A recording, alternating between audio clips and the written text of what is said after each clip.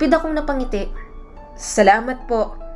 Ito ang dahilan kung bakit gusto ko ring lumabas sa masamang samahan na yon.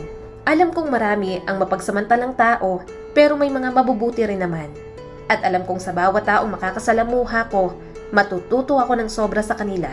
Habang lumalayo ang ferry boat, isang matinding kalungkutan ang bumalot sa akin. Ano kaya ang naghihintay sa akin sa malayong isla na pupuntahan ko?